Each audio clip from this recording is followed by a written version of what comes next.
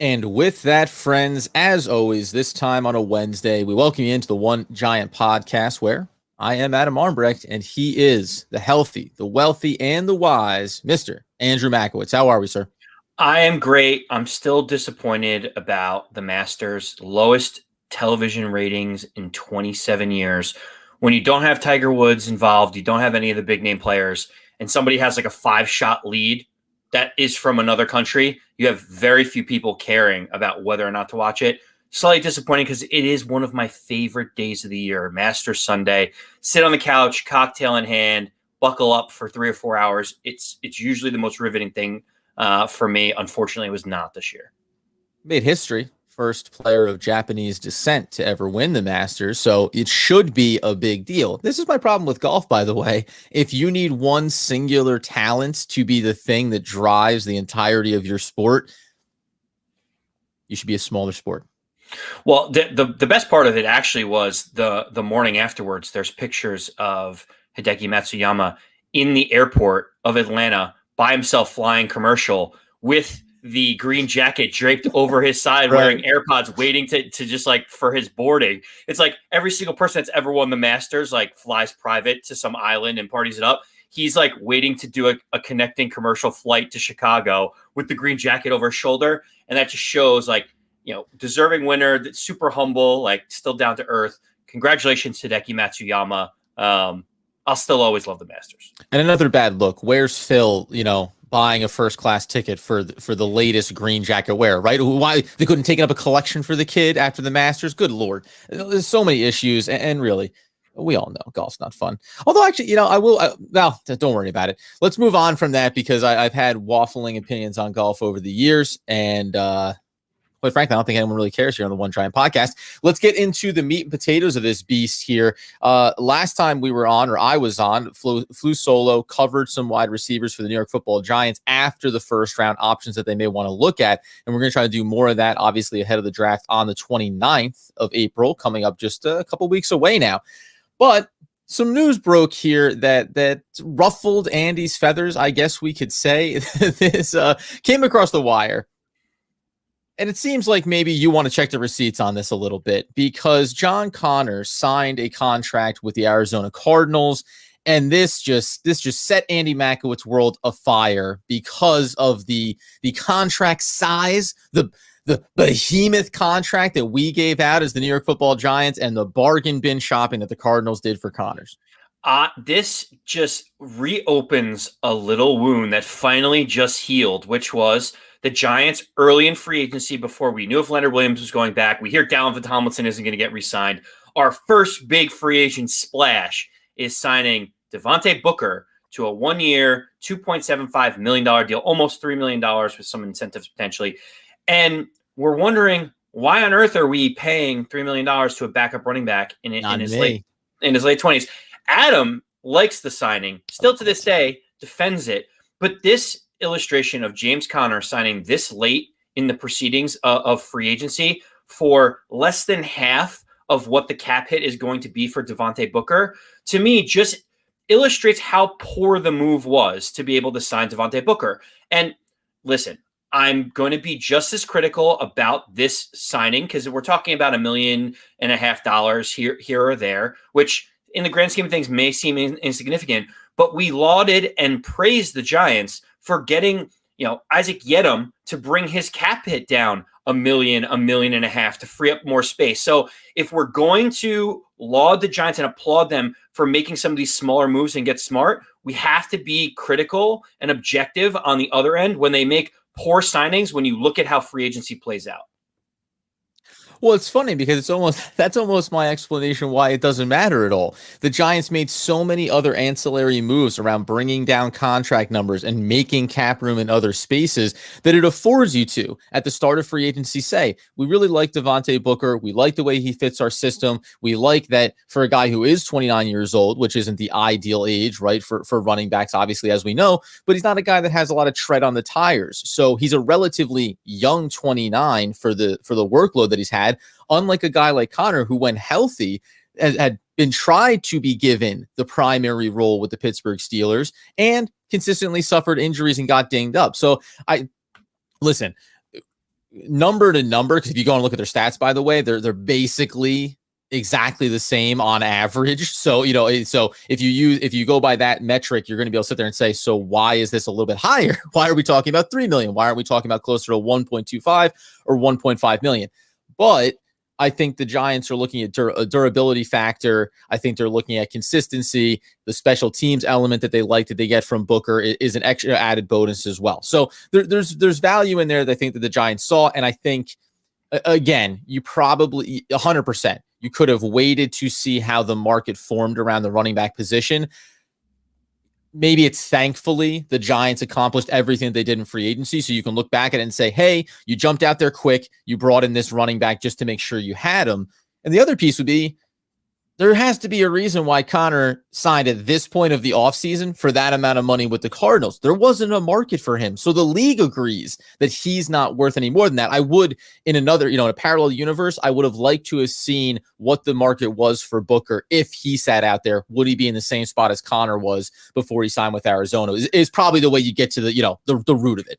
Yeah, and listen, I don't mind Devontae Booker, the player. That's the whole point of all this. Like, I'm happy he's a Giant. It just feels like we prematurely spent on a running back when everyone else in the market was basically like, no, we're not going to overpay for running backs because we know they're interchangeable. And the prime example is, Devontae Booker is going to be 29 years old when he has his first snap for the Giants. At 29 years old, he signed the largest salary cap hit number of anyone his age or older at the running back position. And that's with the Giants having an all-pro, all-world running back starting in front of him. So you kind of scratch your head. And then you look at, to your point, some of the stats. James Conner is 3 or 4 years younger than Devontae Booker. He has more average yards per carry. He has more catches, so he can catch the ball out of the backfield. He has more rushing yards and more touchdowns than Devontae Booker, and he's 4 years younger. So for me, it's just an illustration to say, sometimes we get it right, sometimes we get it wrong. Seeing someone like James Conner sign when we know even guys like Le'Veon Bell, Todd Gurley, Duke Johnson, TJ Yeldon are all still out there and they're going to sign veteran minimum deals, it felt like we kind of jumped the gun to secure a 29-year-old backup running back for more than what the veteran minimum was. Yeah, and I do also, just as a closing thought, wonder how it works inside the room for the Giants now, right? So much of because I feel like it's easy to look at it and go, boy, that Dave Gettleman, he sure loves to pay that money for those veteran running backs, right? And I just wonder now, with Joe Judge and you have Jason Garrett in the room, when you're having these conversations, what's the consensus, right? Do they say, hey, we want to go get this guy? And everyone says, yeah. And they go, what do you think he's worth? And they go, that's I guess all relative, I suppose. I didn't really think about the price tag. I'm just in there shopping. I pick up a shirt. It's Hawaiian patterned, and I go on my merry way. So yeah, overall, obviously not the biggest deal in the world, but have some fun here on a Wednesday to start things off. We'll see if Andy can bring himself back down to neutral before the season really gets underway. We move on from there though, and Kim Jones has really broke some news here. I don't know if you guys know this, but the Giants would prefer to get a really good player at 11. That's where they stand. It's unbelievable, Adam. It's unbelievable. At 11, they're identifying some key, really good players, maybe like top 10 to 12 players in the draft. Is that what we're going with here? In that range. So Kim Jones came out and said a specific list of targets. But we're going to go here because I think we actually bounce a little bit different on perspectives here. Listed within that group was Ojulari, Parsons, Slater, Surtain, Waddle, and also Pay. When you look at that group, beyond the initial take of, right, somebody around 11? Sounds good. But do you take anything away from that? Because I actually have a couple of different angles here that I think are at least worth noting, both just from a draft overall and then specifically for the Giants. I have 3 takeaways from this, which I didn't. I thought I could only get fired up about Devontae Booker. Who knew that I was getting fired up 2 weeks out from the draft on some reporting of players they might be interested in. The first thing was, well, yes, obviously the Giants are interested in the top 15 players that are non-quarterbacks in this draft. Like, the Giants are not in need of a quarterback, so 4 or 5 of those quarterbacks could go off the board. So the Giants are interested in all position players between A and Z that fall into that top 15. So yes, I can understand that. The second thing that I find fascinating in this whole thing is, we're getting to the point during the draft where now you basically have to throw up smoke signals to every other team to indicate that you're in on every single player. because you want to make your pick as valuable as possible. If people know that you are not in on Patrick Surtain because you have Adoree Jackson, James Bradbury, Darnay Holmes, Sam Beal, and you have a bunch of different guys in the secondary that can kind of interchange in this, then why, if someone really thinks that he's a game-changing cornerback, wouldn't they just wait to the next team and trade up, behind the Giants? So that was my second thought. And the third thought is like Ojulari rising up all of these boards is a really interesting phenomenon. Like, he was considered a late first round, early second round pick, like when he stopped touching footballs or putting his fingers down on the ground and tackling people. And now all of a sudden he's rising up to like the Giants could take him at 11. To me, I've watched some of his film. I watched his pro day. To me, it's shocking that if the Giants aren't trading out of that position, that they would go ahead and select someone like Ojulari if Slater and Waddle and all these other big-time positional players are available at 11. Yeah, so that's a couple of interesting things here. The first thing you say, right, quality players. Now, inside of the list of names that you see there, I'll get to Ojulari in a second, but the one that I thought was interesting is listing Surtain in there. Now, relatively speaking, right, you say all of a sudden the board falls and everyone else, Slater and Parsons and Waddle, they're all gone and Surtain is there. Is there a world where the Giants would consider taking him? Well, probably not, given the fact that he's an outside cornerback and you just paid $13 million to Adoree Jackson. Like, even in the world where you think Adoree Jackson could go in and play slot, I don't think the Giants want to be allocating that type of money to their one outside cornerback in Bradbury and then on the slot with Adoree Jackson. So putting that name in the mix there, to me, is a little bit of that, like you said, right? Smoke signals. You're going to put out a lot of different ideas there for the rest of the league. And this is saying, hey, if we're here at 11 and our primary targets aren't there, we'd be willing to take Surtain. And that means that if you're a team anywhere from 13, 15, 18 that really wants that starting corner, a team like maybe the Miami Dolphins that wants to bolster that defensive side of the ball, you may want to consider coming up to get him before you end up losing out on him. Now, I don't know how willing teams are going to be to come up for that player, right? And what does that capital look like? But it is worth noting that you throw that name in there, I think, to at least signal, and also Waddle even for that matter. I know that Giants fans believe that we should be in on a wide receiver at 11 if possible. You and I have talked kind of at length around why that would feel like a bit of a misstep, but putting his name in there and Waddle as well means there's a quality player potentially at 11. So this gets at least teams interested in understanding what's available. The Ojulari piece to me. Go ahead. I was just going to talk about the Surtain piece. Okay, so I have a problem with some people on social media that come out and say, you know what? The Giants are in position. They just have to take the best player available. Whoever the best player available is on their board is the person they have to take, regardless of position. And that, to me, is the most ridiculous thing that people ever say. They say it because it makes them seem like it's super smart, like just whatever falls to me, I will take. And it's like, okay, so what if a quarterback, it falls to the Giants at 11 and he's the best ranked player on your board? Are you taking a quarterback? What if a running back, Najee Harris, is ranked as your 11th best player on the board and he's available? Are you taking the best player available? You'll look like a fool if you do that. So there has to be a little bit of discretion involved when we're talking about taking the best player available. The Giants don't need a quarterback right now. They don't need a running back, and they certainly don't need a cornerback when they just paid $30 million to their two outside cornerbacks, right? Right. No, and that's like, and then they'll go, well, no, I meant, at a position of need. Well, like, no, like, you don't get to just say, again, it isn't just best player available. It's the formula that all teams do.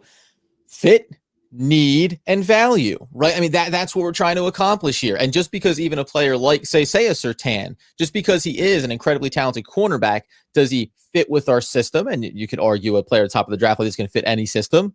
Is it a need? Where on the hierarchy does he fall? Right? Like, all these things become factors. So I think it's worth bringing up when people say, yeah, just go with the best available. Well, guess what? In a lot of the mocks that I've run, and I have one, up in the background here of this screen, at 12, this is, a random one I just pulled up.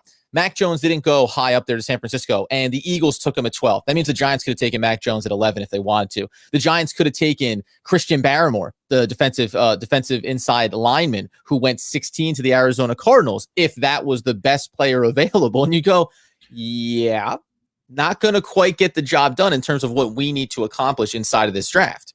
Right. It's like, it's like if I'm going grocery shopping and I have a protein at home, I'm not going to buy another protein to put on the plate. Like I need to buy the vegetable on the side or the starch. Like it doesn't make any sense to me. It's nonsensical when people say that. It's actually one of my pet peeves because people say it to sound super smart. Like just take whatever falls to you and trust your board. It's like that's not how it works. You have needs. The Giants address their free agent needs. Now there are still some glaring holes that we have. And that's why seeing someone like Ojulari up there, which I wanted to get back to your point. I know that you have some feelings on it. It makes sense to see him. I don't think that the Giants should draft Ojulari at 11, but I understand it because it's an area of need for the Giants. Now, when you look at these two players, Parsons and Ojulari, Parsons is listed as a linebacker on a lot of big boards because the theory is when you draft him, he's going to start as an inside linebacker on first and second downs, and then you'll be able to flex him out on third downs onto the edge and get after the quarterback. But that the best thing he's going to be suited to do really well first is going to be inside linebacker play, dropping back in coverage. And that's not a knock on him, by the way, but that is just the way that he gets looked at by scouts. Flip it, Ojulari is looked at. This is a dude that has the speed, the quickness around the edge. He can also stand up and pick up a tight end going into coverage, etc. So, you covered it there in your statement. Maybe regardless of 11, is there any world where you would take Ojulari straight up over Parsons based on what you're seeing in scouting reports and how he's being talked about? Because at the very least, regardless of the New York Giants, Ojulari does seem to be surging up boards off of a quality pro day and people looking at his tape more and more. He seems to be one of the biggest beneficiaries of being a riser ahead of the draft. So to answer your question, I need to stay very consistent with how I feel about this. I would remove Micah Parsons from my board. Like he would not be available to me at 11 because of the concerns that everyone whispers about off the field that they don't necessarily like to talk about. He had some, there's some things around the hazing at school and some other issues. And then now people are saying that he's got diva tendencies like Odell Beckham. And we know how that's ended up, for the Giants. So personally, I wouldn't take Parsons just because I don't want to deal with that headache. There's plenty of good players in the draft, even though he could be an all-pro type of player. I just don't want to deal with it. What I will say is I actually like Kwity Paye more than I like Ojulari when you look at some of the different metrics and the position that they could play for the Giants. Look at the pro day. Kwity Paye is 10 to 15 pounds heavier than Ojulari and ran a significantly faster 40 and has freak athleticism to be able to have the size and strength to get to the quarterback, make tackles, do everything that he needs. I love that athleticism. I do think Ojulari provides, Patrick Graham a lot of versatility on our defense, which is some kind of the calling card of this defense as you see how we can move pieces around. But man, Kwity Paye to me, if we're going to take some kind of linebacker, edge rusher, someone to help out in that area is the guy that I would circle, even at 11. Yeah, I think that's fair, and I wonder about how high he'll rise as well because he's been living somewhere, Kwity Paye, that is inside of the 20s, 20-ish range. But again, that seems to be predicated on the idea that here's a player who has all the boxes you want to check in terms of skill set and talent and everything else. And now it's just about, can he put it all together, right? This is all the raw natural. A friend mentioned the idea of like a Jason Pierre-Paul, right? This is a raw natural talent, and it's just about, can he put it together? JPP ended up suffering injuries. That's really what, quote unquote derailed. And then he was able to get back on track, obviously, and win another championship with the Tampa Bay Buccaneers. But that's the type of talent that Kwity Paye is regarded as. And to your point, it's hard to shift a little bit because when you look at a guy like Ojulari, like Parsons even too, and you talk about them getting out on the edge and getting after the quarterback, it's such a different look than the traditional players that you think about. Those and in Giants history, right? Think about the Justin Tucks of the world, the Michael Strahans of the world, right? Some of the bigger boys that really have gotten the job for us done in terms of getting after the quarterback. So it is a bit of a shift, and I do like Kwity Paye. The thing that I wanted to kind of assert here, though, is I've gone through these mock drafts a number of times, and you say, okay, you're there at 11. And to your point, for both, I think from a character standpoint, maybe the Giants are going to want to stay away from Parsons. That could open up an opportunity for a trade if somebody really values him on the defensive side of the ball at the top of the draft. That would be great. But even if you can't, I think that the Giants should be in a world where if Slater is there at 11, and I've moved around on this a few times, but if Slater is there, I like it because now Vera Tucker is starting to get those rumblings in the back end of the first round. Maybe by the mid-20s, he's going to be gone, maybe even a little bit earlier, depending on who pushes the button when as far as the need. So I would lock up Slater. And then if it's me, I personally, I think the Giants should be in consideration to trade back into the first round, regardless of if they trade down from 11 or not. There's a world where you could, at 11, take a player like Rashawn Slater. We obviously know he's going to plug in immediately and be a starter on the offensive line. You can get yourself back into the 20 kind of range in the first round, taking your second and third round picks probably and getting yourself back up there for a team that's willing to move out. And to your point about Kwity Paye or Ojulari, I've run the mocks where at 20, trading back with the Chicago Bears, you could either take at that point Ojulari or Kwity Paye. And now you're going to end up finding yourself all the way back at 116 in the fourth round by the time you pick again. And we can talk about the need at wide receiver and what that's going to look like. But if it's me, I have two big boxes to check. It's my offensive line at the right guard, and it's getting after the quarterback. And if I can move heaven and earth to get myself two top 20, top 25 talents to plug into this roster, I'm really not worried about what else I lose, quote unquote, on the back end. I'll deal with that later. I'll find other weapons and other things that I need to fill. These are two talented players that can make big impacts on both sides of the ball for New York. It's funny, Adam, because I could not agree with you more on your sentiment on this. And there's another wrinkle in the reason why that I feel passionately the way that you do, whether it's to move back up into the first round, late first round, or it's packaging up some assets to come back into the second round after you make your first two picks. The Giants should take some of their assets, whether they trade a little bit back at 11 and accumulate picks or not. They should be thinking, how do we package up some of our later picks and move forward?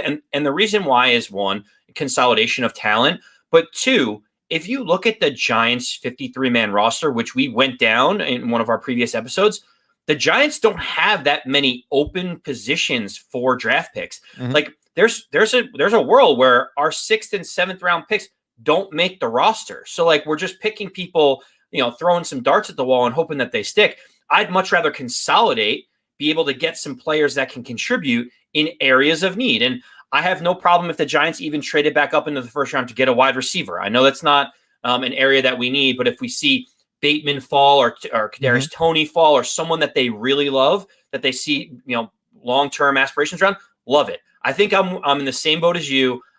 If Slater is there at 11, I think he's my pick now too. I wouldn't be upset with Waddle if they decided to address by moving back up or early second round some kind of offensive lineman, interior lineman. But I'm with you. I think they need to take all those picks, put them together, and be able to move up forward because they just don't need all of those draft picks at the end to fill out this roster. Well, and it's interesting too, because you mentioned about maybe even taking Waddle there early, right? When you start to look through some of these picks, and we'll start to wrap up our Wednesday edition here, but when you start to look at some of these picks, you really have to consider, and I want to address something coming on over on our YouTube channel as well, because we got Jersey Life 86. How are you, sir? Batting around some questions for us. It's interesting to think about offensive line or anyone, interior or on the outside. When I look at it, you can say maybe Wyatt Davis in the second round, depending on how you feel about the injury. But for the most part, it's Slater, it's Vera Tucker. I'll throw in Creed Humphreys a little bit further down the draft board, but he's a guy that's listed as a center, can kick into guard, they believe. So now you're talking about still plugging the need at the guard position. But beyond that, a lot of other guys are coming off ACL injuries. They have, there's like a laundry list of things happening at the back end of the first round into the second where you go, gosh, I don't know if I want to settle for that. So to your point, right? Maybe, and I've run some of these too. People say they really want Bateman. Okay, I'll trade down from 11, get you Bateman around 17 or 18, and then I'll jump back in to get Vera Tucker, right? Maybe I do take Waddle, and then I'll package everything it takes to go get Vera Tucker if I need to. If you're comfortable with a guy like Creed Humphreys a little bit later, fine. So you can massage those things of different ways where I'd be okay taking the wide receiver. But as we mentioned here, I just wanted to say that a shout out over on the YouTube where Jersey Life is asking, how is wide receiver something that we don't need? And I went in, and by the way, because you were mentioning other guys where you could look, if you go and watch the previous video here on the YouTube channel, you'll see Diami Brown is an option. Amon-Ra St. Brown is an option. Tylan Wallace is an option. Those are guys that are going to be available in the 2nd to 4th round range for the Giants that I think can be dynamic playmakers. So it doesn't mean that we don't want to add somebody into the group, but no, in the hierarchy of needs, he falls down, that position has to fall down the list at least a little bit based on what the board tells you. So when you say, why don't we need wide receiver? It's because we have, by the way, Kenny Golladay to start off with. Even if I've had my frustrations, Evan Ingram has been healthy the last couple of years. It's just about now catching the football. We know we've taken some flyers on a guy like Kyle Rudolph. Darius Slayton is a healthy guy. We had the collection of talent in the room. We took a flyer on a guy like John Ross. I'm comfortable going into the season as constituted. I'm comfortable drafting a guy in the mid rounds to see if he can push somebody for a starting job. But unless there's an injury that projects to be a long-term one, I don't equate injuries as being, this is a player that's going to get hurt for us, right? It has to be something you think lingering effects. Sterling Shepard is going to come back healthy, right? Kenny Golladay, by all accounts, is healthy and clears all the medicals coming off that hip. And I think that people are forgetting the incredible value of Sterling Shepard when he plays his pure position at the slot receiver role. And that's always been what's influenced my hierarchy of needs for the Giants. I think Sterling Shepard is one of the best slot receivers in the NFL when he's allowed to purely play it, and when you have talent on the outside to help open up the middle of the field for him. Keep in mind, the Giants did sign Kyle Rudolph, to your point. The Giants did like playing 2 tight end sets quite a bit. That's one of Jason Garrett's favorite things to do, especially when they're running the football. You have a healthy Saquon Barkley back. You're going to want to run the football. You're going to be in more 2 tight end sets.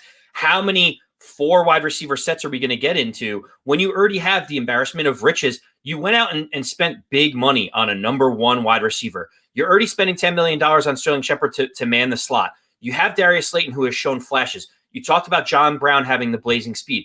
The Giants also claimed Dante Pettis off of waivers. They signed, CJ Board to be able to have some versatility, in the special teams. Even they have guys like Austin Mack and Derek Dillon on the practice squad. The Giants have quite a bit of talent at the wide receiver position. That's not to say that I don't think that they could add or supplement to that. But when you look at how poor we were at rushing the passer last year, and that we didn't address it at all, and we hope that Lorenzo Carter is going to be that guy, that is an area of need. You look at the offensive line. We signed Zach Fulton, but got rid of Kevin Zeitler.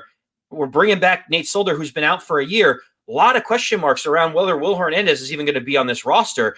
There are so many other bigger question marks than wide receiver. Would I love getting a dynamic player like Waddle? Sure, but do I think that there's 2 or 3 different areas of need that take priority over that? Yes, and that's why if the Giants take a wide receiver at 1, fine. If he falls to them, great, and they are in love with him.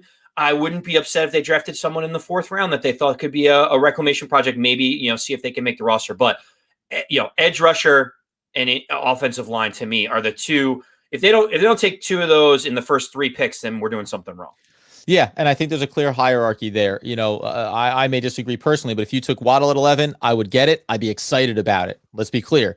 If Devontae Smith was there at 11 and you took him, I would be a little bit frustrated because I think that would be a mistake just in terms of, I understand if you want to go back to what he could have been or should have been or whatever, but you go back and you watch his tape and it's not even, I get it. You see the success at the college level. That guy is rail thin. He has the frame. He has my frame. And that is not the kind of NFL football frame you want to have. And I would have, if you want to have injury concerns, that's a guy that screams potential injury concerns as well. And it's why in the 2nd round, a player like Diami Brown, stocky, well-built wide receiver would be a really great option for the Giants. I don't want to get totally derailed just into that category, but just to kind of, to put a cap on this idea of it if you think about that idea of taking Slater and then trading back up to get an Ojulari or a Kwity Paye, then you wouldn't be picking again until the fourth round, 116 and 164 because of what you got there. And that's where you can. If you like a wide receiver, go after and get them. Like I said, there's a handful of really talented guys that would be the perfect player to groom in behind Sterling Shepard, be a weapon.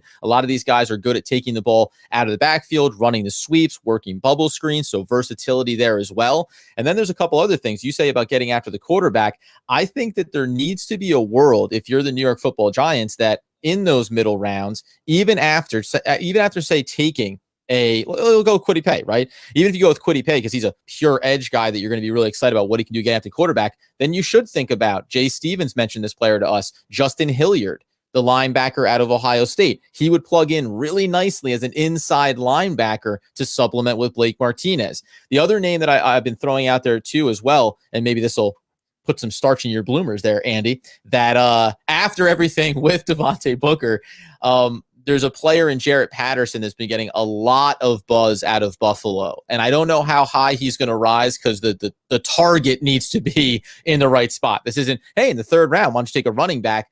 But if you can get him in some of these scenarios where you're swapping some picks, 164. If you could pull the trigger on a Jarrett Patterson, his tape looks very strong to be a supplement backup to Saquon Barkley and could be a guy that could be there for a number of years, does things really well, both in the backfield traditionally as a running back and then out catching passes as well. So I just think that there's a way to build this up. And you mentioned it earlier. We said this previously. The Giants only have, they have a very specific collection of very desperate needs. As long as you check those, I'm not worried about the rest of it. So even in some of these mocks, I think you've mentioned about maybe taking a look at a tight end at some point, right? Back end of them, 6th round picks. Think about a guy like John Bates out of Boise State. Think about Robert Jones out of Middle Tennessee for a tackle prospect, a swing tackle prospect. Like, those are the kind of guys you're going to look at, though, that can develop into and start to carve out a role for themselves. We don't have a 5th round pick. We're not going to move around the board that much there. Everything that we do in the 1st round to the 3rd round, like, that's what you're going to be graded on. Everything else you're going to hope for. Maybe we hit a Slayton, right? Maybe we find another diamond in the rough later in the draft. The Giants have to do everything within their power to check the 2 most important boxes. And we'll keep saying this over and over again. I know people disagree with us. It's offensive line and it's edge rusher. Those are the 2 absolutes in the first 2 rounds for the New York Football Giants. Wide receiver is not an absolute. I get that you want to have one. I get that I would like to have one. It's not an absolute. And that's the difference here. Check the 2 boxes you have to check. And then if something comes, fantastic.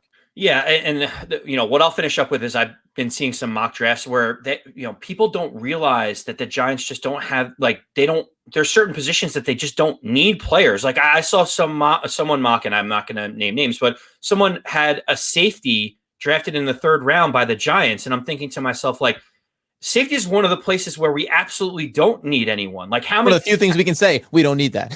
Like, we don't need it, even if he's like the best player available thing on your board. It's like, we don't need that. We might not even have a roster spot. And also, if we like that person that much and we carry them, then we're depleting another area where we just can't carry a player on our 53-man roster. It's the same thing with, we talked about defensive tackle. Like, we're pretty set right now in our defensive tackle room with what we have. And so seeing a defensive tackle drafted in the 2nd or the 3rd round, you're like, where are they going to go? What are they going to do? There are areas of need. The Giants have specific holes that that they're going to have to fill.